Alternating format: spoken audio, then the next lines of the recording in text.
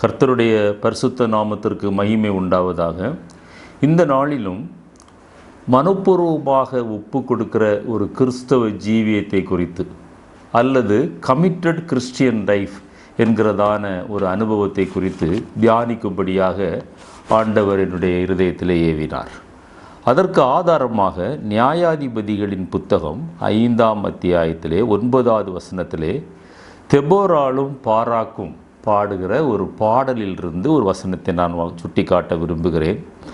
ஜனங்களுக்குள்ளே தங்களை மனப்பூர்வமாய் ஒப்பு கொடுத்த இஸ்ரவேலின் அதிபதிகளை என் இருதயம் நாடுகிறது, கர்த்தரை ஸ்தோத்திரியுங்கள். அந்த கானானிய ராஜா இஸ்ரவேல் ஜனங்களை அடிமைத்தனத்திலே வைத்திருந்த போது அந்த அடிமைத்தனத்திலிருந்து அந்த ஜனங்களை மீட்ட பிறகு தெபோரால் பாராக்கும் சேர்ந்து இந்த பாடலை பாடுகிறார்கள். அதிலே மனப்பூர்வமாய் தங்களை ஒப்பு கொடுக்கிறவர்கள், அப்படிப்பட்ட ஜனங்களை, அப்படிப்பட்ட விசுவாசிகளை ஆண்டவர் தேடுகிறார், அப்படிப்பட்ட அதிகாரிகளை ஆண்டவர் தேடுகிறார் என்று எழுதப்பட்டிருக்கிறது. ஒரு நிமிடம் நம்முடைய கண்களை மூடி தலைகளை தாழ்த்தி ஜெபிப்போம். நல்ல ஆண்டவரே, இந்த வசனத்தின் மூலமாக கர்த்தர் எங்களோடு கூட நீர் பேசும்படியாக ஜெபிக்கிறோம். பேசுகிறவர் நீங்கள் அல்ல, பரிசுத்த ஆவியானவர் என்று சொன்ன அந்த வேத வசனத்தின்படி தகப்பனே, அடியானை மறைத்து நீர் வெளிப்படும்படியாக ஜெபிக்கிறோம். என்னை முற்றிலும் மறைத்து கொள்ளும், தாழ்த்துகிறோம், வெறுமையாக்குகிறோம். இயேசு கிறிஸ்துவின் வெளியேறப்பட்ட நாமத்தில் ஜெபிக்கிறோம். ஜெபங்கேளும் ஜீவனுள்ள எங்கள் நல்ல பிதாவே, ஆமென். ஜனங்களுக்குள்ளே தங்களை மனப்பூர்வமாய் ஒப்பு கொடுத்த இஸ்ரவேலின் அதிபதிகளை என் இருதயம் நாடுகிறது, கர்த்தரை ஸ்தோத்திரியுங்கள் என்று வாசிக்க கேட்டோம். இன்றைக்கும் ஆண்டவராகிய இயேசு கிறிஸ்து கிறிஸ்தவர்களுக்குள்ளே தங்களை மனப்பூர்வமாக அவருக்கென்று ஒப்பு கொடுத்தவர்களை அவருடைய இருதயம் நாடுகிறது. 1 நாளாகமம் 29ஆம் அத்தியாயம் 14வது வசனத்திலே தாவீது சொல்லும்போது, எருசலேம் தேவாலயத்தை கட்டுவதற்கு தாவீது திரளான பொன்னையும் வெள்ளியையும் வெண்கலத்தையும் விலை உயர்ந்த கற்களையும் மரங்களையும் எல்லாம் தான் சவதரித்து வைத்ததையும் தனக்குண்டானவற்றையும் கொடுத்து பிறகு ஜனங்களை கொடுக்க சொல்லுகிறார். ஜனங்களும் கொடுக்கிறார்கள். அப்பொழுது தாவீது சொல்கிறார், இப்படி மனப்பூர்வமாய் கொடுக்கும் திராணி உண்டாவதற்கு நான் எம்மாத்திரம். பாருங்கள், திரும்ப அந்த வார்த்தையை நான் சுட்டி காட்ட விரும்புகிறேன். மனப்பூர்வமாய், அந்த உள்ளான ஒரு மனதோடு கூட, ஒரு முழு நிச்சயத்தோடு கூட மனப்பூர்வமாய் கொடுக்கும் திராணி உண்டாவதற்கு நாம் எம்மாத்திரம். எல்லாம் உம்மால் உண்டானது, உமது கரத்திலே வாங்கி உமக்கு கொடுக்கிறோம்.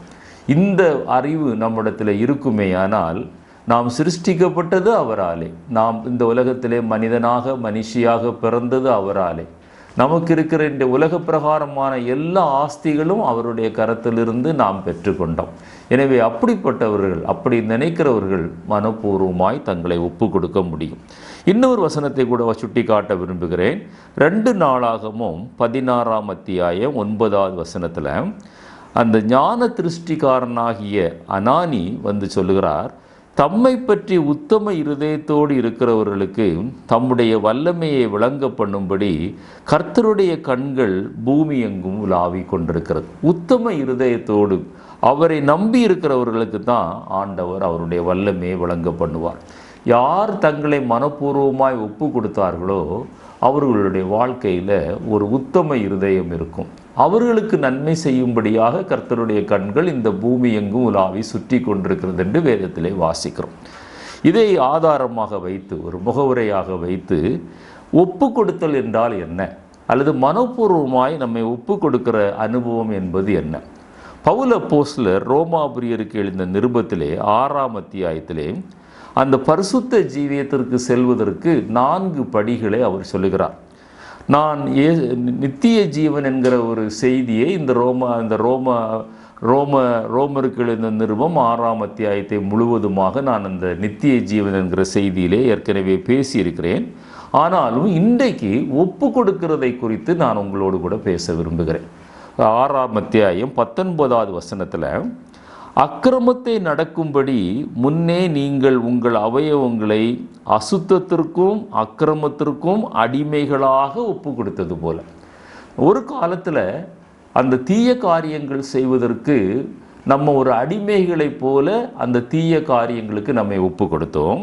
இப்பொழுது பரிசுத்தமானதை நடப்பிக்கும்படி உங்கள் அவயவங்களை நீதிக்கு அடிமைகளாக ஒப்பு கொடுங்கள். இந்த ஒப்பு கொடுத்தல் இந்த இந்த வசனத்திலே மிக அழகாக சொல்லப்பட்டிருக்கிறது. ஒரு காலத்திலே பாவத்திற்கு நாம் அடிமையாக நம்மை ஒப்பு கொடுத்தோம். இப்பொழுது ரட்சிக்கப்பட்ட நாம், பிதா குமாரன் பரிசுத்த ஆவி நாமத்திலே தண்ணீரிலே மூழ்கி ஞானஸ்நானம் பெற்ற நாம், பரிசுத்த ஆவியின் அபிஷேகத்தை பெற்ற நாம், பரிசுத்த ஆவியானவராலே நடத்தப்படுகிற நாம், வேதம் சொல்கிறது, நீங்கள் பரிசுத்தம் அடைவதற்கு அடிமைகளாக ஒப்பு கொடுக்க வேண்டும்.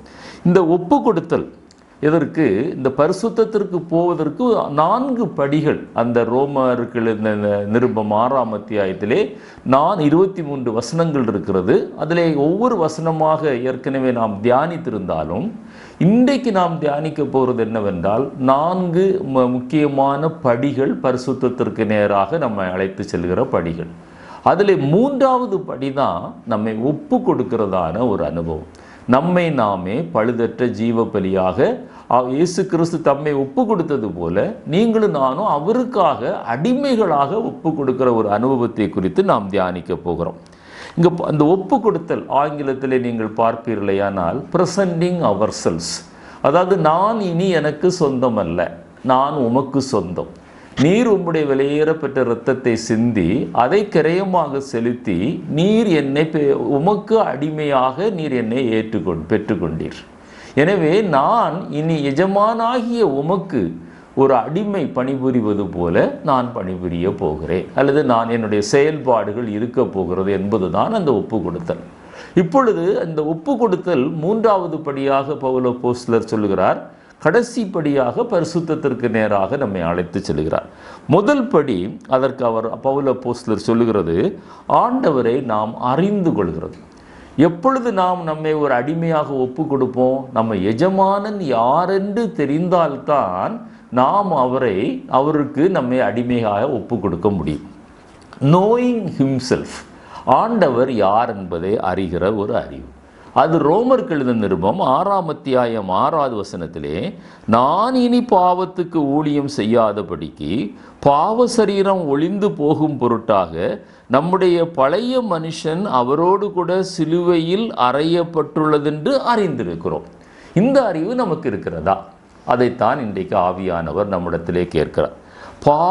நம்ம பாவ சரீரம் அவரோடு கூட சிலுவையிலே அறைந்திருக்கிறது என்கிற அறிவு இருக்குமேயானால் பாவ எண்ணங்கள், பாவ சிந்தனைகள், பாவ சூழ்நிலைகள் வரும்போது நீங்களும் நானும் நிச்சயமாக அதை விட்டு விலகி ஓடுவோம். இந்த அறிவு முதல்ல நமக்கு வேண்டும். நான் ஒரு அடிமை, இயேசு கிறிஸ்து என்னுடைய எஜமானன். யோவான் 17ஆம் அத்தியாயம் 3வது வசனத்திலே வாசிக்கும் போது இயேசு கிறிஸ்துவை அறிவதே நித்திய ஜீவன் என்று நாம் வாசிக்கிறோம். ஒன்றான மெய் தேவனாகிய உம்மையும் நீர் அனுப்பினவராகிய இயேசு கிறிஸ்துவையும் அறிகிறதே நித்திய ஜீவன்.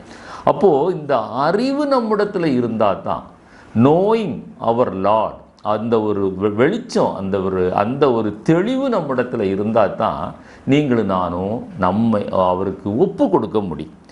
இது ஒரு வசனத்தை வாசிக்கிறேன். ஓசியா 6:6 பார்க்கும்போது, பலியை அல்ல இரக்கத்தையும் தகன பலியையும் பார்க்கிலும் தேவனை அறிகிற அறிவை விரும்புகிறேன். ஆண்டவர் நம்ம அந்த ஸ்தோத்திர பலியிடுகிறோம், ஆண்டவரை மகிமைப்படுத்துகிறோம், நம்முடைய விளைவின் முதற்பலனாலும் காணிக்கைகளினாலும் அவருக்கு பலி செலுத்துகிறோம்.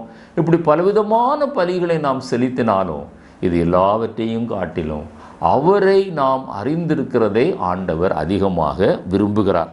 அதைத்தான் பிசாசு அறிந்திருக்கிறான். நீ ஆண்டவர் யார் என்பதை பிசாசு அறிந்திருக்கிறான். உதாரணமாக மார்க்கு 1:24 வாசிக்கும்போது அந்த பிசாசு பிடித்த மனிதன் சொல்கிறான், அவன், ஐயோ நசரேயனாகிய இயேசுவே, எங்களுக்கும் உமக்கும் என்ன, எங்களை கெடுக்கவா வந்தீர் என்று சொல்லி உம்மை இன்னார் என்று அறிவேன். அப்போ பிசாசு இயேசு யார் என்று அறிந்திருக்கிறான்.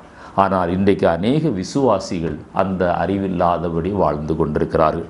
அடுத்தால் என்ன சொல்கிறான், நீர் இன்னார் என்று அறிவேன் என்று சொல்லிவிட்டு அந்த அறிவை வெளிப்படுத்துகிறான் பாருங்க. நீர் தேவனுடைய பரிசுத்தர் என்று சத்தமிட்டான்.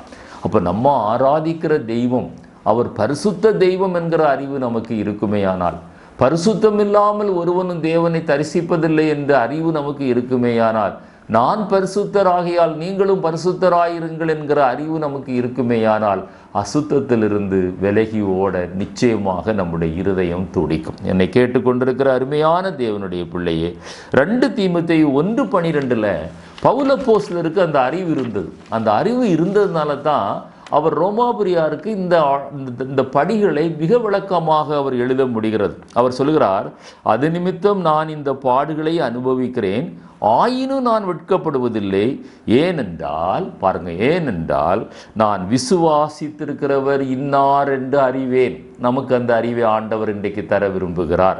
நான் அவரிடத்தில் ஒப்பு கொடுத்ததை அவர் அந்நாள் வரைக்கும் காத்து கொள்ள வல்லவராயிருக்கிறார் என்று நான் நிச்சயித்து கொள்ளுகிறேன். பாருங்க, அறிவு இருந்தால் நமக்குள்ள ஒரு நிச்சயம் இருக்கும். அந்த தேவன் என்னை அவர் சொந்த மகனாக சொந்த மகளாக, அடிமை என்கிற வார்த்தை பயன்படுத்தப்பட்டிருந்தாலும் அந்த அடிமை போல ஆண்டவர் நம்மை விலை கொடுத்து வாங்கியிருக்கிறார், கிரையும் செலுத்தி வாங்கியிருக்கிறார். பவுல் அப்போஸ்தலருக்கு அந்த அறிவு இருந்தது. நான் இன்னார் என்று அறிவேன்.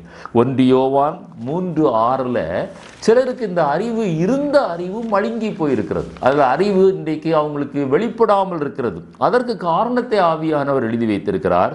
அவரில் நிலைத்திருக்கிற எவனும் பாவம் செய்கிறதில்லை, பாவம் செய்கிற எவனும் அவரை காணவும் இல்லை, அவரை அறியவும் இல்லை. அப்போ நிலைத்திருந்தால் நீங்கள் மிகுந்த கனிகளை கொடுப்பீங்கள் என்று ஆண்டவராய் இயேசு கிறிஸ்து சொன்னார். அவரை அறிந்து அவரை சொந்த இரட்சகராக ஏற்றுக்கொண்டவர்கள் இன்றைக்கு அவரை அறியாதவர்கள் போல தங்கள் நடக்கைகளிலே அவரை மறுதலிக்கிற காரணம் என்னவென்றால், அவர்கள் அவரில் நிலைத்திருக்கவில்லை. நிலைத்திராதபடியினாலே பாவம் செய்கிறார்கள். பாவம் செய்கிறவர்கள் அவரை காணவும் இல்லை, அவரை அறியவும் இல்லை என்று யோவான் அப்போஸ்தலர் அழகாக சொல்லுகிறார். எனவே நம்முடைய வாழ்க்கையில் அந்த ஒப்பு கொடுப்பதற்கு முன்பாக அவரை குறித்த ஒரு நல்ல அறிவு காணப்பட வேண்டும். அதை பவுல் அப்போஸ்தலர் திரும்ப எபேசியருக்கு எழுதும்போது சொல்லுவார். 1ஆம் அத்தியாயம் 19வது வசனத்தில், அவரை அறிவதற்கு நமக்கு ஒரு பிரகாசமான மனக்கண்கள் வேணும். அந்த மனக்கண்களுக்காக நம்ம ஜெபிக்கணும்.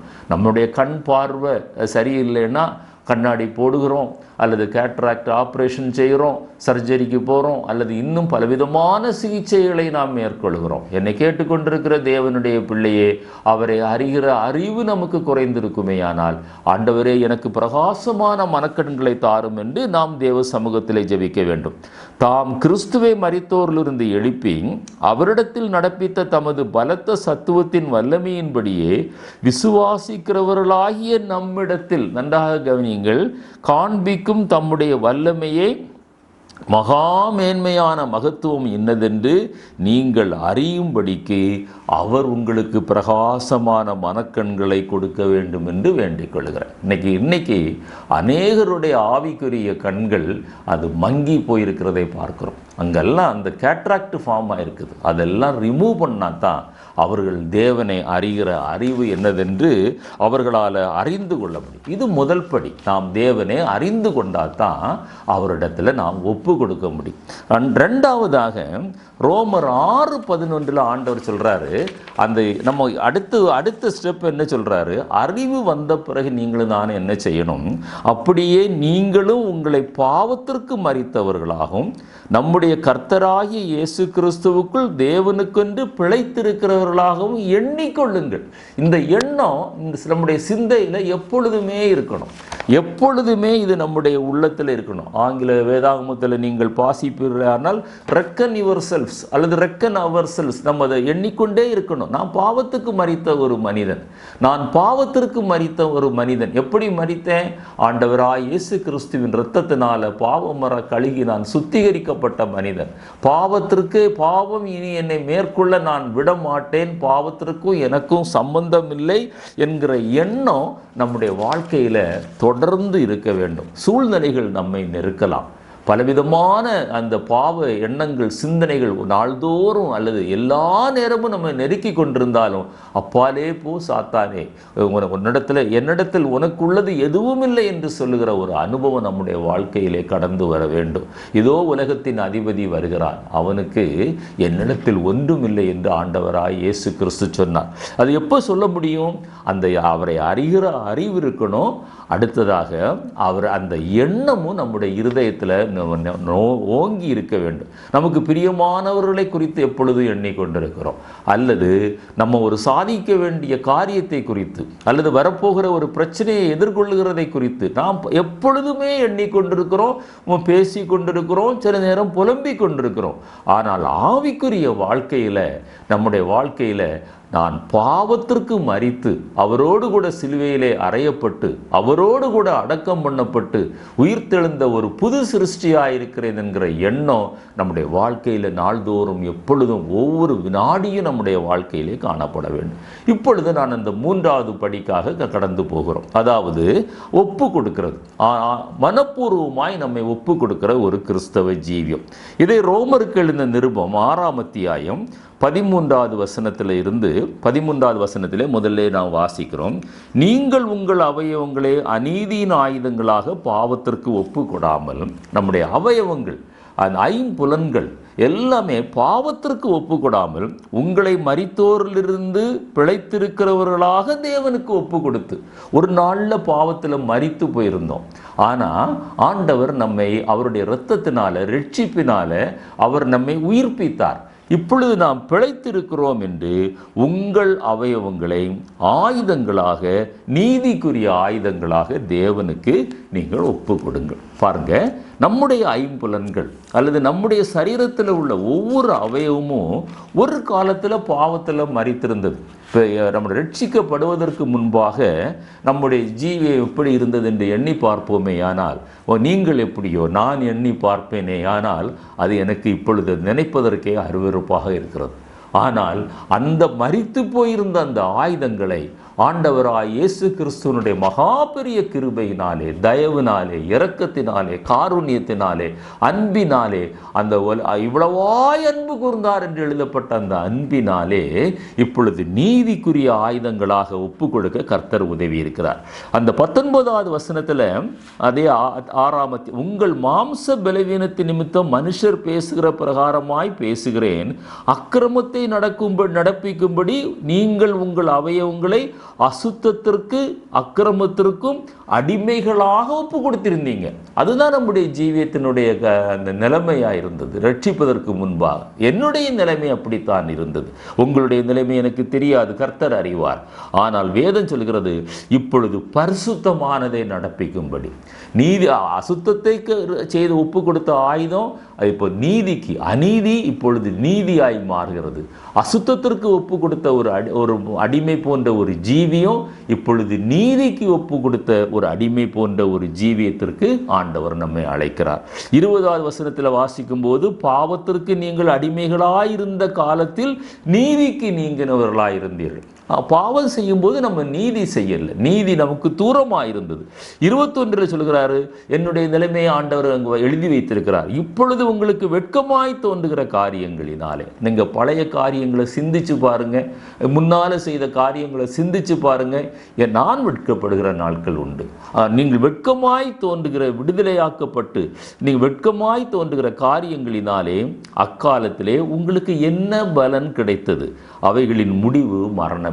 ஒருவேளை நம்ம அதில் நிலைத்திருந்தா, இப்போ என்னை பொறுத்தவரையில் எனக்கு வெட்கமாய் தோன்றுகிற காரியங்கள், நினைத்து பார்க்க அருவருப்பாய் தோன்றுகிற காரியங்கள் நான் நிலைத்திருந்தா, நான் இன்றைக்கு ஒருவேளை உயிரோடு இருந்திருக்க மாட்டேன், நான் மரித்திருப்பேன். ஆனால் அதிலிருந்து விடுதலையாக்கப்பட்டு நீதிக்கு அடிமையாக, நீதி செய்வதற்கு அடிமையாக ஆண்டவர் என்னை மாற்றினபடினால தான் நான் உயிரோடு கூட இருந்து உங்களோடு கூட இன்றைக்கு நான் பேசி கொண்டிருக்கிறேன். 22வது வசனத்தில் சொல்கிறாரு, இப்பொழுது நீங்கள் பாவத்தினின்று விடுதலையாக்கப்பட்டு தேவனுக்கு அடிமைகளானதுனால, தேவனுக்கு அடிமைகளானதுனால பரிசுத்தமாகுதல் உங்களுக்கு கிடைக்கும் பலன் முடிவோ நித்திய ஜீவன் என்று முடிக்கிறார். அப்போ இந்த அடிமை அனுபவத்தில் ஒரு காலத்து ரெண்டு அப்பவும் அடிமை தான், இப்பவும் அடிமை தான். அப்போ பாவத்திற்கு அடிமை, அப்போ அசுத்தத்திற்கு அடிமை, அப்போ அநீதிக்கு அடிமை, இப்போ பரிசுத்தத்திற்கு அடிமை, இப்போ நீதிக்கு அடிமை, இப்போ நல்ல சுத்தமான ஜீவியத்திற்கு அடிமை.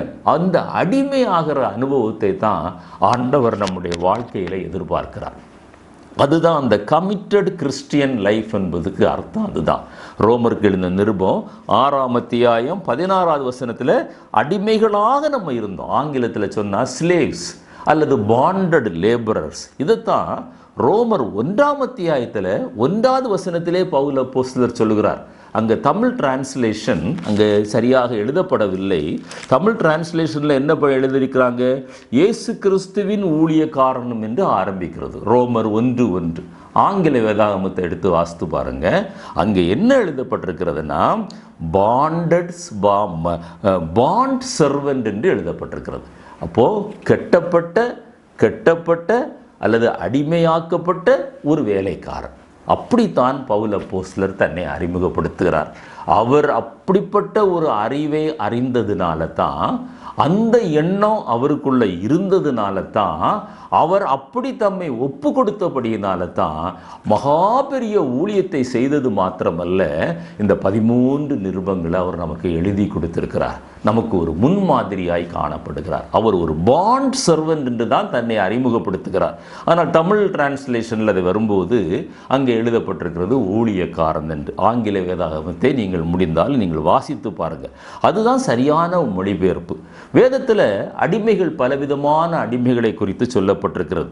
சிலர் சிருஷ்டிப்பின்படியே சிலர் அடிமைகளாக அவர்கள் பிறக்கிறார்கள். நாம் தேவனுக்கு அடிமை.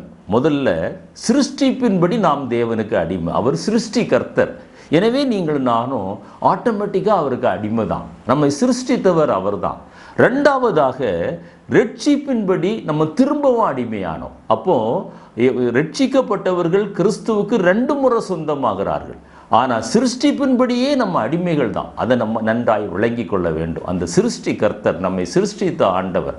ஆனால் வழிதப்பி போன ஆடுகளைப் போல நாம் பாவத்திற்கு அடிமைகளாக, அநீதிக்கு அடிமைகளாக, அசுத்தத்திற்கு அடிமைகளாக கடந்து சென்றோம். ஆனால் அவருடைய தயவுனால, ரட்சிப்பினால இன்றைக்கு நீங்களும் நானும் 2வது முறையாக அந்த அடிமை என்கிற உணர்வு நம்மிடத்திலே புதுப்பிக்கப்படுகிறது. இந்த அடிமையை அவர் நமக்கு அவருடைய இரத்தத்தை சிந்தி தான் ஆண்டவர் நம்மை மீட்டார்.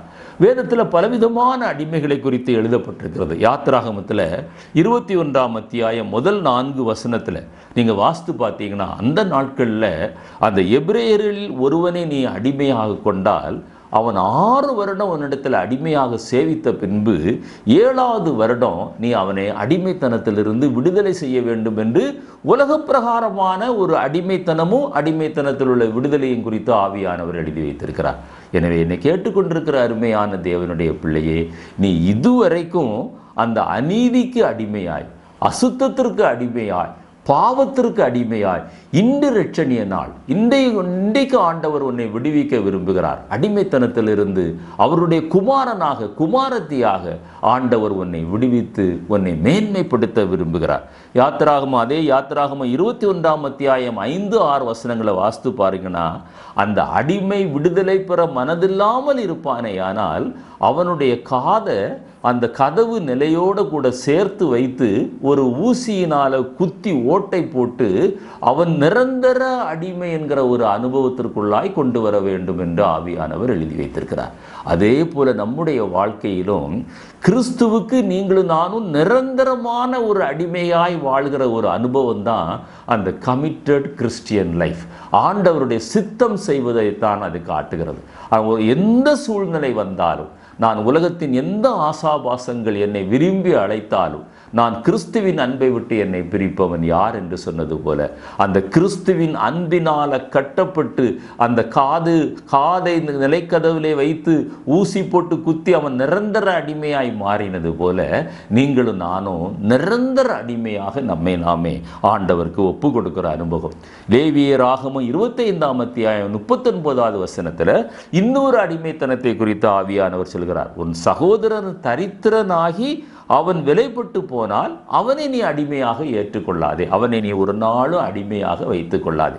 என்னை கேட்டுக்கொண்டிருக்கிற தேவனுடைய பிள்ளையே, நம்முடைய சகோதரர்கள் இன்றைக்கு இது அவங்களுடைய அந்த பாவம் என்கிற தரித்திரத்தினால, நம்முடைய சகோதரிகள் பாவம் என்கிற ஒரு தரித்திரத்தினால, அல்லது வழிதப்பி போன ஒரு ஆட்டை போல அவர்களை வழிகாட்டுவதற்கு ஆள் இல்லாததுனால அவங்க இன்றைக்கு பாவத்திற்கு அடிமைகளாக இருந்தால், நீங்கள் அந்த அடிமைகள் என்று கஞ்சாடையாய் விட்டுவிடாமல், நிர்விசாரமாய் இராமல், அவர்களுக்காக தேவ சமூகத்தில் முழங்கால் படியிட்டு ஜெபித்து அந்த அடிமைத்தனத்தில் இருந்து அவர்கள் விடுதலையாக வேண்டும் என்கிற மன பாரத்தோடு கூட, ஆத்தும பாரத்தோடு கூட நீங்களும் நானும் வாழ வேண்டும் என்று ஆவியானவர் விரும்புகிறார்.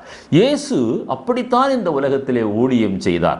அடிமையை போல ஊழியம் செய்தார். அவர் என்ன சொல்றார் பாருங்க, தன்னுடைய அடிமைத்தனத்தை குறித்து சொல்லும்போது மத்தேயு 20:28 சொல்கிறார், மனுஷகுமாரன் ஊழியம் கொள்ளும்படி வராமல் ஊழியம் செய்யவும் அநேகரை மீட்கும் பொருளாக தம்முடைய ஜீவனை கொடுக்கவும் வந்தார். இதுதான் அவரிடத்தில் காணப்பட்ட அடிமைத்தனம். அவர் தன் தேவ சித்தத்திற்கு தன்னை அடிமையாக்கினார், பிதாவின் விருப்பத்திற்கு தன்னை அடிமையாக்கினார், பிதாவின் திட்டத்திற்கு தன்னை அடிமையாக்கினார். அவர் இந்த உலகத்தில் ஊழியம் கொள்ள வரல, ஊழியம் செய்ய அவரை போற்ற வேண்டும், புகழ வேண்டும் என்று அவர் விரும்பல, அவரை குறித்து பாராட்டி பேச வேண்டும் என்று விரும்பல, ஒரு தலைவனாக அவர் வரல, ஒரு ராஜாவாக வரல, அவர் மீட்கும் பொருளாக இந்த உலகத்திலே வந்தார். பிதாவின் சித்தத்திற்கு அடிமையாக தன்னை ஒப்பு கொடுத்தார். பிலிப்பியர் 2:6-7 நம்ம வாசிக்கும் போது, அவர் தேவனுடைய ரூபமாயிருந்தும் தேவனுக்கு சமமாயிருப்பதை கொள்ளையாடின பொருளாய் எண்ணாமல், நன்றாக கவனிங்க, அவர் தேவனுடைய ரூபமாயிருந்தும் தேவனுக்கு சமமாயிருப்பதை கொள்ளையாடின பொருளாய் எண்ணாமல் தம்மை தாமே வறுமையாக்கி அடிமையின் ரூபம் எடுத்து மனுஷர் சாயலானார். உங்களையும் என்னையும் ரட்சிப்பதற்காக அவர் ஒரு அடிமையை போல இந்த உலகத்திலே வந்தார். மற்றவர்களை ரட்சிப்பது வேண்டும் என்றால் நீங்களும் நானும் கிறிஸ்துவின் அடிமைகளாக மாற வேண்டும். அவரை பற்றி உள்ள அறிவு இருக்கணும், அவர் எதற்காக நம்மை ரட்சித்தார் என்கிற அந்த சிந்தனை நம்மிடத்தில் இருக்கணும், நம்மை நாமே அடிமைகளாக ஒப்பு கொடுக்கணும், நமக்கு முன்மாதிரியாக வாழ்ந்து சென்ற இயேசுவினுடைய அந்த மனத்தாழ்மையோடு கூட நீங்களும் நானும் காணப்பட வேண்டும். தீத்துவின் புத்தகத்தில் 2:14 நீங்கள் வாஸ்து பார்த்தீங்கன்னா, பவுலப்போஸ்தலரிடத்தில் அந்த கிருபை இருந்தது. அவர் தன்னை அடிமை போலவே ஒப்பு கொடுத்தார். அதை தான் ரோமாபுரியருக்கு எழுந்த நிருபம் 1 சொல்கிறார், நான் ஒரு பாண்ட் சர்வெண்ட் என்று சொல்கிறார், நான் ஒரு அடிமையான ஒரு ஊழியக்காரன் என்று சொல்கிறார். தீத்து 2:14 திரும்ப சொல்கிறார், அவர் நம்மை சகல அக்கிரமங்களில் நின்று மீட்டு கொண்டு தமக்குரிய சொந்த ஜனங்களாகவும் நற்கிரியைகளை செய்ய பக்தி வைராக்கியம் உள்ளவர்களாகவும் நம்மை சுத்திகரிக்கும்படி நமக்காக தம்மை தாமே ஒப்பு கொடுத்தார். இந்த அனுபவம் பவுலிடத்தில் இருந்தது, பவுல் அப்போஸ்தலரிடத்தில் இருந்தது. அதனால தான் அவ்வளவு மகத்தான ஊழியத்தை அவர் செய்ய முடிந்தது. தன்னுடைய அனுபவத்தை அவர் சொல்லும்போது 1 கொரிந்தியர் 9:19 நான் ஒருவனுக்கும் அடிமைப்படாதவனாய் இருந்தும், சரீரப்பிரகாரமாக நான் யாருக்கும் அடிமை இல்லை, யாரிடத்திலும் நான் எதையும் நான் நாடலை, எதையும் நான் யாரிடத்திலையும் கேட்டு வாங்கல, எந்த சலுகையும் எந்த உபகாரத்தையும் நான் பெற்றுக்கொள்ளவில்லை, அல்லது யாரிடத்திலிருந்தும் புகழ்ச்சியை நான் விரும்பல. நான் அடிமைப்படாதவனாய் இருந்தும் அதிக ஜனங்களை ஆயத்தப்படுத்திக் கொள்ளும்படிக்கு என்னைத்தானே எல்லாருக்கும் அடிமையாக்கினேன். நான் அடிமைப்படாதவனாயிருந்தும், உலக பிரகாரமாய் நான் அடிமை அல்ல, ஆனால் ஆன்மீக பிரகாரமாய், ஆவியின் பிரகாரமாய் அநேக ஜனங்களை ரட்சிப்புக்குள்ள வழிநடத்துவதற்காக நான் எல்லாருக்கும் அடிமையானேன். இந்த அனுபவத்தை தான் அந்த கமிட்டட் கிறிஸ்டியன் லைஃப் என்று சொல்லுகிறார்கள். அதாவது மனப்பூர்வமாய் தங்களுடைய ஜீவியத்தை இயேசு கிறிஸ்துவுக்கு ஒப்பு கொடுத்த அனுபவம். இந்த அனுபவம் வரும்போது தான் அந்த ரோமர் 6:22-23 பரிசுத்தமாகுதலை நாம் பெற்றுக்கொள்கிறோம். பரிசுத்தமாகுதலை நாம் பெற்றுக்கொள்ளும் போது தான் நித்திய ஜீவனை நாம் பெற்றுக்கொள்கிறோம். அந்த 2 வசனத்தையும் வாசித்து நான் முடிக்க விரும்புகிறேன். இப்பொழுது நீங்கள் பாவத்தினின்று விடுதலையாக்கப்பட்டு தேவனுக்கு அடிமைகளானதினால் பரிசுத்தமாகுதல் உங்களுக்கு கிடைக்கும் பலன், முடிவோ நித்திய ஜீவன். பாவத்தின் சம்பளம் மரணம், தேவனுடைய கிருபை வரமோ நம்முடைய கர்த்தராகிய இயேசு கிறிஸ்துவினால் உண்டாகும் நித்திய ஜீவன். நித்திய ஜீவன், அந்த நித்திய ஜீவனை நேற்று ஒரு சாட்சியில் கேட்கும்போது ஆண்டவர் ஒரு மனிதனுக்கு தரிசனமாகிறார். இன்று நீ மரித்தால் நீ எங்கே போவாய் என்று அந்த மனிதனிடத்தில் கேட்கிறார். அந்த மனிதன் சொல்கிறார், பரலோகத்திற்கு நான் போவேன் என்று சொல்லுகிறார். உனக்கு எப்படி அந்த நிச்சயம் இருக்கிறது என்று சொன்னபோது, நான் அந்த ஊழியம் செய்கிறேன், இந்த ஊழியம் செய்கிறேன், அநேக ஊழியர்களோடு கூட போகிறேன், நான் ஜெபிக்கிறேன், நான் வேதத்தை வாசிக்கிறேன், கர்த்தருக்கு என்று கொடுக்கிறேன் என்று இவர் தன்னுடைய ஜீவியத்தை ஆண்டவரிடத்தில் பேசும்போது அவர் சொல்கிறார், திரள் கூட்டம் ஜனங்கள், திரள் கூட்டம் ஆத்துமாக்கள் அழிந்து கொண்டிருக்கிறதே, அந்த ஆத்தும அறுவடையில் நீ உன்னை ஈடுபடுத்தி கொண்டிருக்கிறாயா? அப்போ பாருங்க, இன்றைக்கும் பாவத்தின் அடிமை, நீதியின் அடிமைத்தனத்தில், அசுத்தத்தின் அடிமைத்தனத்தில் திரள் கூட்டம் ஜனங்கள் வாழ்ந்து கொண்டிருக்கிறார்கள். பாவத்தில் நின்று நீதியின் அடிமைகளாக, பரிசுத்தத்தின் அடிமைகளாக, தேவனின் அடிமைகளாக மாற்றப்பட்ட நீங்களும் நானும் அவருக்காக ஆத்தும அறுவடை அந்த பணியில் ஈடுபட வேண்டும். அதைத்தான் பவுல் சொல்கிறார், நான் ஒருவனுக்கும் அடிமைப்படாதவனாயிருந்தும் அநேகரை மீட்கும்படியாக எல்லாருக்கும் அடிமையானேன். தேவன் தாமே இந்த வார்த்தைகளை ஆசீர்வதிப்பாராக. இந்த செய்தி உங்களுக்கு ஆசீர்வாதமாக இருந்தால் மற்றவர்களுக்கு அறிமுகப்படுத்துங்கள். எங்களுக்காக நீங்கள் ஜெபியுங்கள். உங்களுக்காகவும் நாங்கள் தொடர்ந்து ஜெபிப்போம். நீங்களும் நாங்களும் தேவனுக்கென்று மனப்பூர்வமாய் ஒப்பு கொடுக்கப்பட்ட அடிமைகளைப் போல இந்த உலகத்தில் வாழ்ந்து அநேகரை மீட்டு ஆண்டவருடைய சமூகத்தில் கொண்டு வருவோம். நித்திய ஜீவனை சுதந்தரிப்போம். தேவன் தாமே நம் ஒவ்வொருவரையும் ஆசீர்வதிப்பாராக. ஆமென்.